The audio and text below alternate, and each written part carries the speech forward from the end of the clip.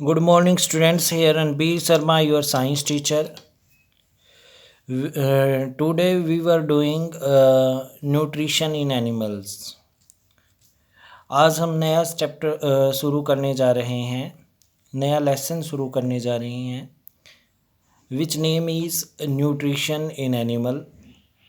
हमारा एनिमल हो जाएगा हमारे पास पशुओं में पोषण, या फिर हम ये कह सकते हैं कि एनिमल्स हैं जो उनमें पोषण किस प्रकार होता है।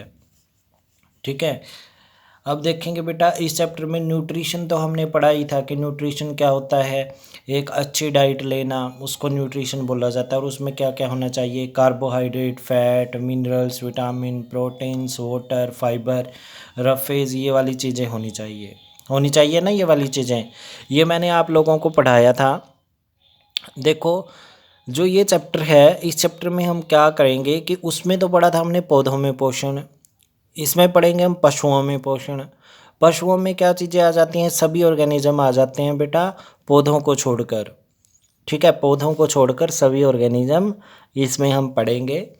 इसमें ये पढ़ेंगे कि पशुओं में पोषण किस प्रकार होता है, ह्यूमन डाइजेस्टिव सिस्टम क्या क्या होता है, डाइजेशन क्या होता है, रेस्पिरेशन क्या होता है, और डाइजेशन सिस्टम क्या होता है, रूमिनेंट्स क्या होते हैं। ये वाली चीज़ें हम इस चैप्टर में पढ़ेंगे। ओके, अब देखते हैं बेटा हम इस चैप्टर का थोड़ा सा बेसिक देख लेते हैं। बहुत इजी है चैप्टर। ध्यान देंगे, there are 7 major classes of nutrients. कहते हैं 7 मेजर क्लासेस हैं न्यूट्रिएंट्स की जो बहुत ज़रूरी हैं। जैसे ही हमारे पास है carbohydrate, fat, fibre, minerals, protein, vitamins and water. ये 7 चीज़ें हमारे भोजन में होनी ही चाहिए। कार्बोहाइड्रेट भी होना चाहिए जो ग्रेन वगैरह में पाया जाता है, फैट्स, ऑयल, मिल्क, ये वाली चीज़ें हमने डेली लेनी चाहिए। फाइबर सैलिड वगैरह में होता है बेटा, ये हमें लेने चाहिए। मिनरल्स होते हैं जो ये भी हमारे किस में आ जाते हैं, सब्जियां वगैरह में आ जाते हैं। प्रोटीन्स भी उनमें ही आ जाते हैं, विटामिन्स भी सब्जियों में आ जाते हैं। एंड वाटर, साथ में हमें पानी पीना चाहिए। ठीक है, ये 7 क्लासेस न्यूट्रिएंट्स की ज़रूरी हैं। किसके लिए? अच्छे स्वास्थ्य के लिए। दी मैक्रो न्यूट्रिएंट्स कहते हैं जो बड़ी मात्रा में न्यूट्रिएंट्स हैं, excluding fibre and water, fibre और वाटर को छोड़कर, प्रोवाइड स्ट्रक्चरल मटेरियल। कहते हैं ये हमें स्ट्रक्चरल मटेरियल देते हैं, एक ढांचे वाले पदार्थ होते हैं। यह ढांचे वाला पदार्थ देते हैं, ढांचा बनता है इनसे हमारा। किससे? कार्बोहाइड्रेट से, फैट से, प्रोटीन से, मिनरल से, ठीक है, और विटामिन से। इनसे क्या बनता है? ढांचा बनता है, फाइबर और वाटर को छोड़कर। ठीक है, उसके बाद है बेटा हमारे पास विच प्रोटीन आर बिल्ट। कहते हैं कौन सा प्रोटीन बनेगा, and lipids from which the cell membrane, और कौन सा मतलब लिपिड्स बनेगा जिससे सेल मेम्ब्रेन बनी हुई होती है।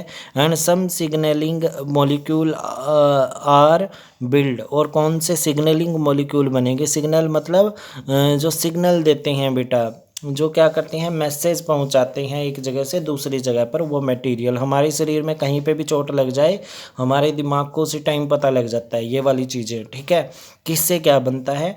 Sum of structural material can be use to generate energy internally.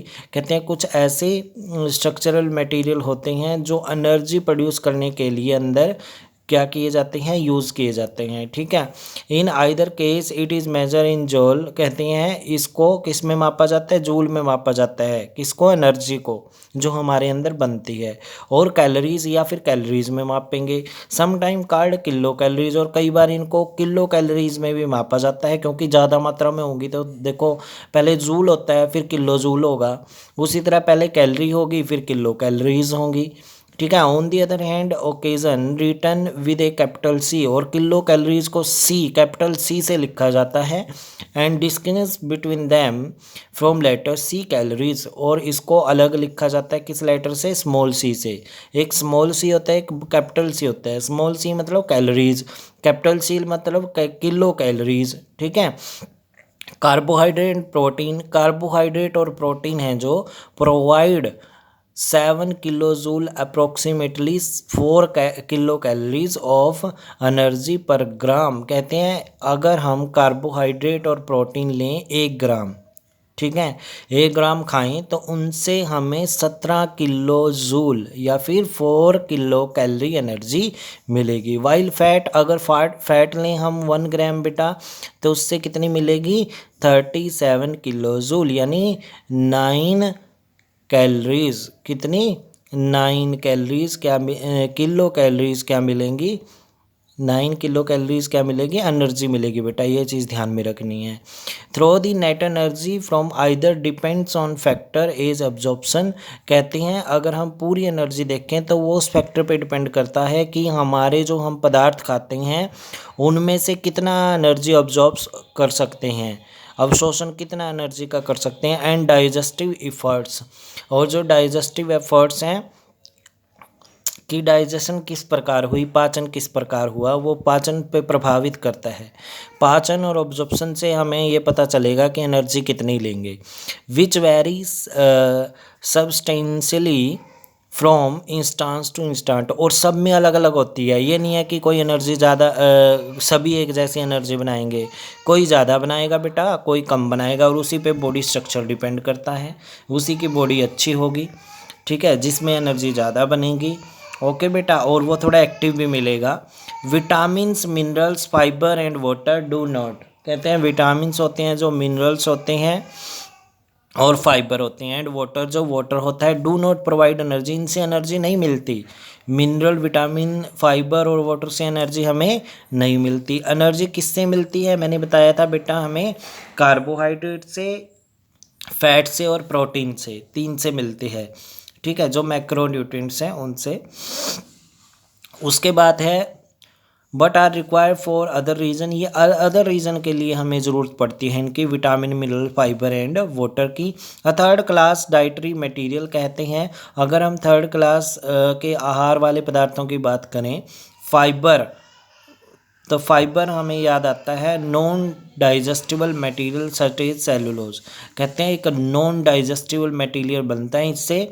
Fibre से क्या बनेगा, जो डाइजेस्ट नहीं होगा पर एक ऐसा पदार्थ बनेगा जो हमारे शरीर को जोड़कर रखता है, जिसको बोलते हैं सेलुलोज। क्या बोलते हैं जिसको, cellulose. Seem also to be required, कहते हैं इसकी भी हमें ज़रूरत होती है for both mechanical and biochemical reason. Mechanical के लिए कि हमारे ढांचे को खड़ा करने के लिए, और बायोकेमिकल रीजन, और हमारे शरीर में नए नए पदार्थों को जो बायोकेमिकल हैं उनको बनाने के लिए। तो the exact reason remain unclear, तो इसलिए जो इसका एग्जैक्ट रीज़न है अनक्लियर रहता है कि इसका वर्क क्या है, इसका वर्क क्या है, क्योंकि दोनों में हो गया ना बेटा, ये मैकेनिकल काम भी करता है और बायोकेमिकल काम करता है। तो हम ये नहीं कह सकते कि अकेला मैकेनिकल करेगा, ना ये कह सकते अकेला बायोकेमिकल करेगा। तो इसका रीज़न क्या रहता है, अनक्लियर रहता है। आज के लिए हम इतना ही करेंगे बेटा।